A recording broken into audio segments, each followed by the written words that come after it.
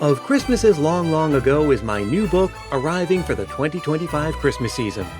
Find out what Christmas was like centuries ago. Sneak preview, it was weird, and spooky, and rowdy, kind of gross sometimes. Find it wherever books are sold in hardcover from Lions Press and audiobook from Recorded Books. It's Christmas as you've never seen it before, and it makes a great gift.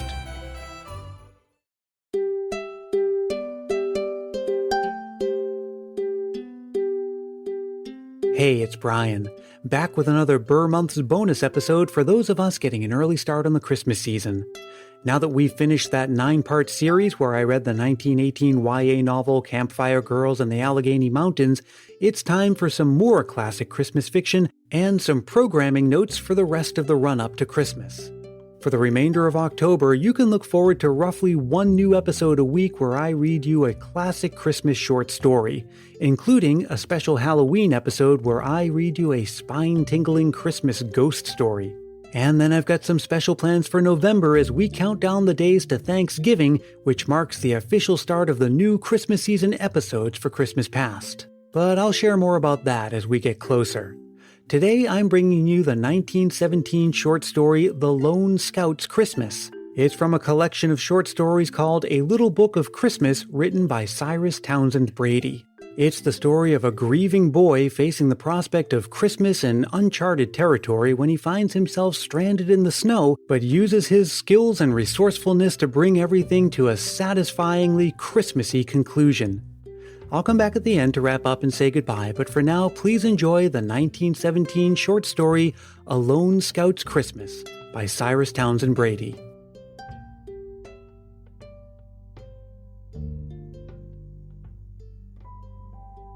Every boy likes snow on Christmas Day, but there is such a thing as too much of it.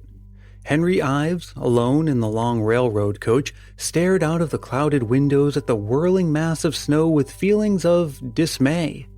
It was the day before Christmas, almost Christmas Eve. Henry did not feel any too happy. Indeed, he had to work hard to keep down a sob. His mother had died but a few weeks before, and his father, the captain of a freighter on the Great Lakes, had decided, very reluctantly, to send him to his brother who had a big ranch in western Nebraska. Henry had never seen his uncle or aunt. He did not know what kind of people they were. The loss of his mother had been a terrible blow to him, and to be separated from his father had filled his cup of sorrow to the brim. His father's work did not end with the close of navigation on the lakes, and he could not get away then, although he had promised to come see Henry before the ice broke and the traffic was resumed in the spring. The long journey from the little Ohio town on Lake Erie to western Nebraska had been without mishap. His uncle's ranch lay far away from the main line of the railroad on the end of the branch. There was but one train a day upon it, and that was a mixed train. The coach in which Henry sat was attached to the end of a long string of freight cars. Travel was infrequent in that section of the country. On this day, Henry was the only passenger. The train had been going up grade for many miles and had just about reached the crest of the divide. Bucking the snow had become more and more difficult. Several times the train had stopped. Sometimes the engine backed the train some distance to get headway to burst through the drift. So Henry thought nothing of it when the car came to a gentle stop. The all-day storm blew from the west and the front windows of the car were covered with snow so he could not see ahead. Some time before, the conductor and rear brakeman had gone forward to help dig the engine out of the drift, and they had not come back. Henry sat in silence for some time watching the whirling snow. He was sad. Even the thought of the gifts of his father and friends in his trunk which stood in the baggage compartment of the car did not cheer him. More than all the Christmas gifts in the world, he wanted at this time his mother and father and friends. "It doesn't look as though it's going to be a very Merry Christmas for me," he said aloud at last, and then feeling a little stiff from having sat still so long, he got up and walked to the front of the car. It was warm and pleasant in the coach. The Baker heater was going at full blast and Henry noticed that there was plenty of coal. He tried to see out from the front door, but as he was too prudent to open it and let in the snow and cold, he could make out nothing. The silence rather alarmed him. The train had never waited so long before. Then, suddenly, came the thought that something very unusual was wrong. He must get a look at the train ahead. He ran back to the rear door, opened it, and standing on the leeward side, peered forward. The engine and freight cars were not there. All he saw was the deep cut filled nearly to the height of the car with snow. Henry was of a mechanical turn of mind, and he realized that doubtless the coupling had broken. That was what had happened. The trainman had not noticed it, and the train had gone on and left the coach. The break had occurred at the crest of the divide, and the train had gone rapidly downhill on the other side. The amount of snow told the boy that it would not be possible for the train to back up and pick up the car. He was alone in the wilderness of rolling hills in far western Nebraska, and it was Christmas Eve. It was enough to bring despair to any boy's heart, but Henry Ives was made of good stuff. He was a first-class Boy Scout, and on his scout coat in the trunk were 4 merit badges. He had the spirit of his father, who had often bucked the November storms on Lake Superior in his great 600-foot freighter, and danger inspired him. He went back into the car, closed the door, and sat down to think it over. He had very vague ideas as to how long such a storm would last and how long he might be kept prisoner. He did not even know just where he was or how far it was to the end of the road and the town where his uncle's ranch lay. It was growing dark, so he lighted one of the lamps close to the heater and had plenty of light. In doing so, he noticed in the baggage rack a dinner pail. He remembered that the conductor had told him that his wife had packed that dinner pail, and although it did not belong to the boy, he felt justified in appropriating it in such circumstances. It was full of food, eggs, sandwiches, and a bottle of coffee. He was not very hungry, but he ate the sandwich. He was even getting cheerful about the situation because he had something to do. It was an adventure. While he had been eating, the storm had died away. Now he discovered that it had stopped snowing. All around him, the country was a hilly, rolling prairie. The cut ran through a hill which seemed to be higher than others in the neighborhood. If he could get to the top of it, he might see where he was. Although the day was ending, it was not yet dark, and Henry decided upon an exploration. Now, he could not walk on foot in that deep and drifted snow without sinking over his head under ordinary conditions. But his troop had done a great deal of winter work, and strapped alongside of his big telescope grip were a pair of snowshoes which he himself had made, and with the use of which he was thoroughly familiar. I mustn't spoil this new suit, he told himself, so he ran to the baggage room of the car, opened his trunk, got out his scout uniform, and slipped into it in a jiffy. Glad I ran in that antelope dressing race, he muttered, but I'll beat my former record now. Over his khaki coat, he put on his heavy sweater and then donned his wool cap and gloves, and with his snowshoes under his arm, he hurried back to the rear platform. The snow was on a level with the platform. It rose higher as the coach reached into the cut. He saw that he would have to go down some distance before he could turn and attempt the hill.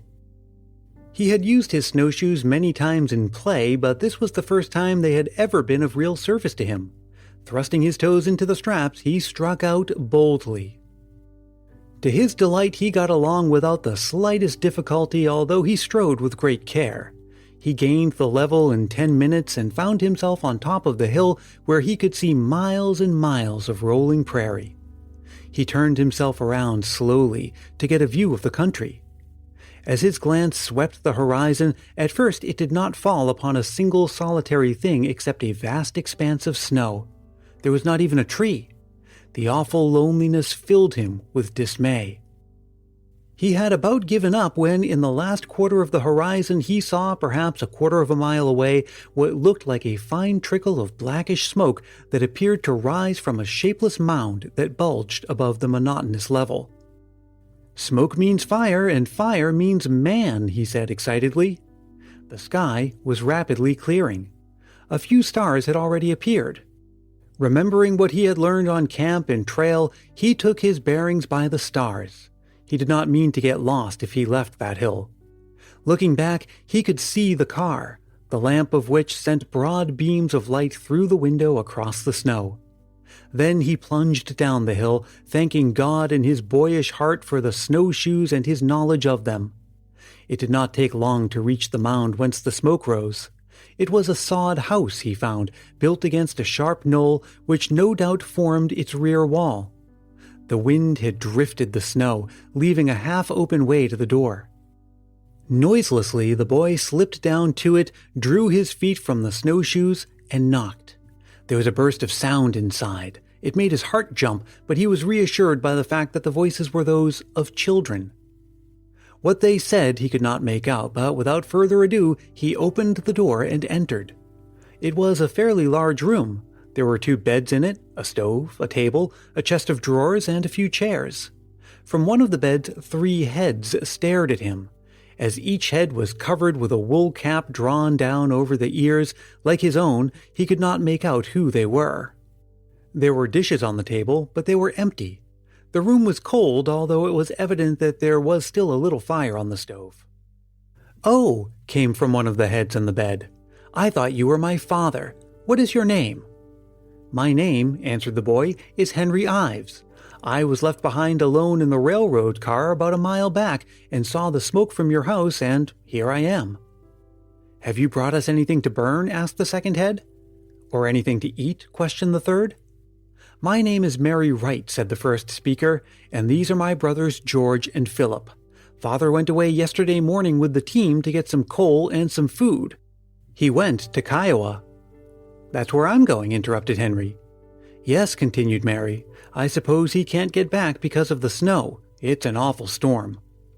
"We haven't anything to eat, and I don't know when Father will be back," said George. "And it's Christmas Eve," wailed Philip, who appeared to be about 7. He set up a howl about this which his brother George, who was about 9, had great difficulty in quieting. "We put the last shovelful of coal on the stove," said Mary Wright, "and got into bed to keep warm." "I'll go outside while you get up and dress," said Henry considerately. "And then we will try to get to the car. It's warm there, and there's something to eat." "You needn't go," said the girl. "We're all dressed." She threw back the covers and sprang out of bed.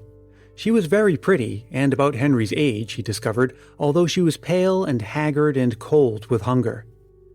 "Goody, goody!" exclaimed little Philip, as his feet landed on the floor. "Maybe we'll have some Christmas, too." "Maybe we will," said Henry, smiling at him. "At least we'll have something to eat." "Well, let's start right away then," urged George. This brought Henry face to face with a dilemma. "I have only 1 pair of snowshoes," he said at last, "and you probably don't know how to use them anyway, and you can't walk in the snow." "I have a sled," suggested George. "That won't do," said Henry. "I've got to have something that won't sink in the snow, that will lie flat so that I can draw you along." "How about that table?" said the girl. "Good suggestion," cried Henry. It was nothing but a common kitchen table. He turned it upside down, took his scout axe from its sheath, knocked the legs off, fastened a piece of clothesline to the butts of 2 of them. "Now, if I could have something to turn up along the front so as not to dig it into the snow," he said, "it would be fine." He thought for a moment. "Where is that sled of yours, George?" "Here," said George, dragging it forth. The runners curved upwards. Henry cut them off in spite of Philip's protests. He nailed these runners to the front of the table and stretched the rope tightly across them so that they had 4 up curves in front of the table. "Now I want something to stretch on these things so as to let the sled ride over the snow instead of digging into it," he said to the girl. She brought him her father's old slicker. Henry cut it into suitable shape and nailed and lashed it securely to the runners and to the tabletop. Now he had a flat-bottom sled with a rising front to it that would serve. He smiled as he looked at the queer contrivance and said aloud, "I wish Mr. Lesher could see that." "Who is Mr. Lesher?" asked George. "Oh, he's my scoutmaster back in Ohio. Now come on." He opened the door, drew the sled outside, pushed it up on the snow, and stepped on it. It bore his weight perfectly. "It's all right," he cried, "but it won't take all 3 of you at once." "I'll wait," said Mary. "You take the boys." "Very well," said Henry. "You'll surely come back for me?" "Surely, and I think it's mighty brave of you to stay behind. Now come on, boys," he said. Leaving Mary filled with pleasure at such praise, he put the two boys carefully into the sled, stepped into his snowshoes, and dragged them rapidly across the prairie. It was quite dark now, but the sky was clear and the stars were bright. The storm had completely stopped. He remembered the bearings he had taken by the stars and reached the high hill without difficulty. Below him lay the car. Presently he drew up before the platform. He put the boys in the car, told them to go up to the fire and warm themselves and not to touch anything. Then he went back for the girl. "Did you think I was not coming?" he asked when he re-entered the cabin. "I knew you would come back," said the girl, and it was Henry's turn to tingle with pride. He wrapped her up carefully and fairly ran back to the car. He found the boys warm and comfortable and greatly excited. "If we just had a Christmas tree and Santa Claus and something to eat and a drink of water and a place to sleep," said the youngest boy, "it would be great fun." "I'm afraid we can't manage a Christmas tree," said Henry, "but we can have everything else." "Do you mean Santy?"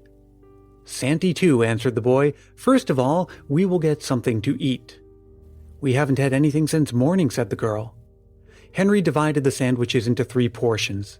As it happened, there were 3 hard-boiled eggs. He gave 1 portion to each of his guests.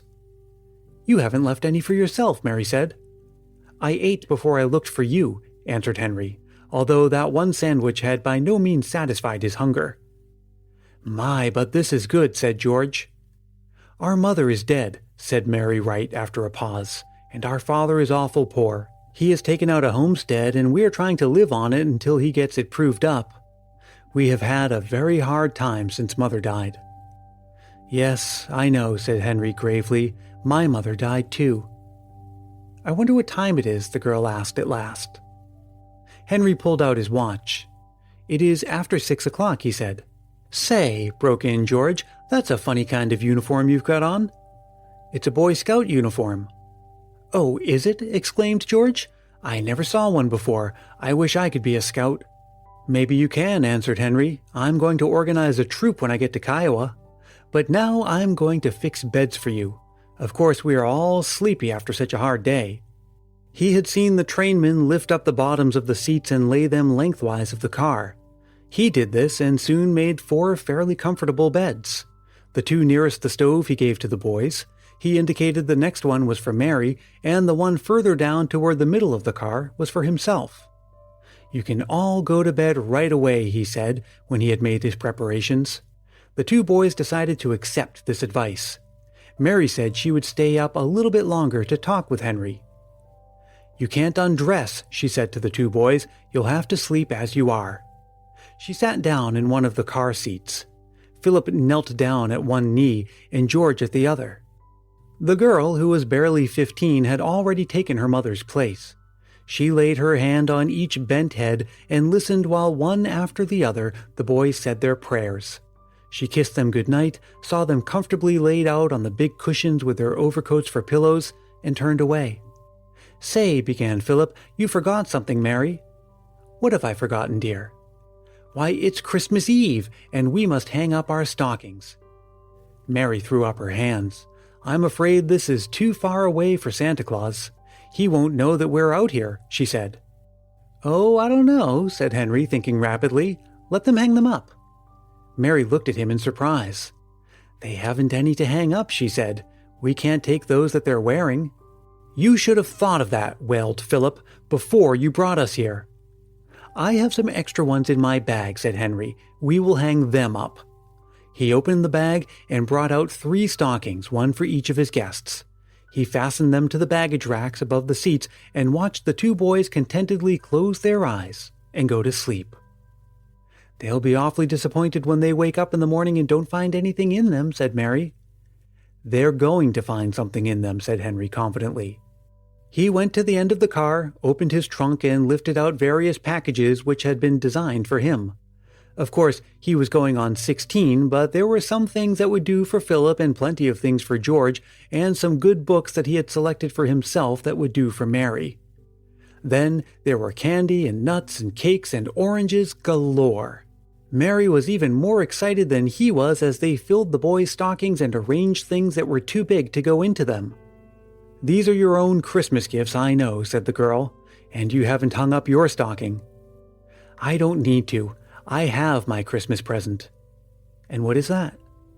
A chance to make a Merry Christmas for you and your little brothers, answered Henry, and his heart was light. How long do you suppose we'll have to stay here? Asked the girl. I don't know. I suppose they'll try to dig us out tomorrow.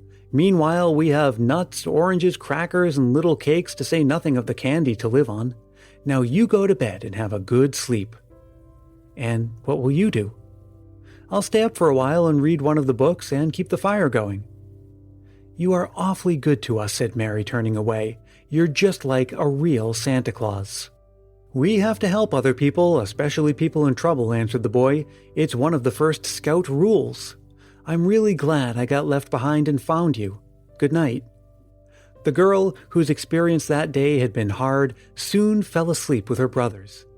Henry did not feel sleepy at all. He was bright and happy and rejoiced. This certainly was an adventure. He wondered what Dick and Joe and Spike and the other fellows of his troop would think when he wrote them about it. He did not realize that he had saved the lives of the children who would assuredly have frozen to death in the cabin. When he was satisfied that Mary was sound asleep, he put some things in the stocking and then piled in the rack over her head 2 books that he thought the girl would like. It was late when he went to sleep himself, happier than he had dreamed he could be. He awoke once in the night to replenish the fire, but he was sleeping soundly at 7 o'clock in the morning when the door of the car opened and half a dozen men filed in. They had not made any noise. Even the big snowplow tearing open the way from Kiowa had not disturbed the 4 sleepers. The first man in was the conductor.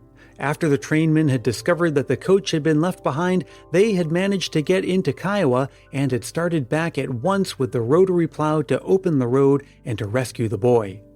Henry's uncle had been in town to meet Henry, and of course the trainmen let him go back with them on the plow. The third man was Mr. Wright. He had been caught by the storm and, as he said the abandoned coach must be near his claim, he asked to be taken along because he was afraid his children would be freezing to death. The men stopped and surveyed the sleeping boys and girl. Their glances ranged from the children to the bulging stockings and the pile of Christmas presents in the racks. Well, can you beat that? Said the conductor. By George, exclaimed Rancher Ives, a regular Christmas layout. These are my children, safe and well, thank God, cried Mr. Wright. Boy, said the conductor, laying his hand on Henry's shoulder, we came to wish you a Merry Christmas. Father, cried Mary Wright, awakened by the voice, and the next minute she was in her arms while she told him rapidly about Henry and all he had done for them. The boys were awake too, but humanity had no attraction for them. Santa has come, shouted Philip, making a dive for his stocking. This is your uncle, Jim Ives, said the conductor to Henry. And this is my father, said Mary in turn. I'm awfully sorry, said Henry to the conductor, but we had to eat your dinner. And I had to chop up your kitchen table, he added, turning to Mr. Wright. I'm glad there was something to eat in the pail, said one. You could have chopped the cabin down, said the other. By George, said the ranchman proudly, I wrote to your father to send you out here and we'd make a man out of you, but it seems to me that you are a man already, he continued as Mary Wright poured forth the story of their rescue. No, I'm not a man, said Henry to his uncle, as he flushed with pride at the hearty praise of these men. I'm just a... Just a what? Asked the conductor as the boy hesitated. Why, just a Boy Scout, answered Henry.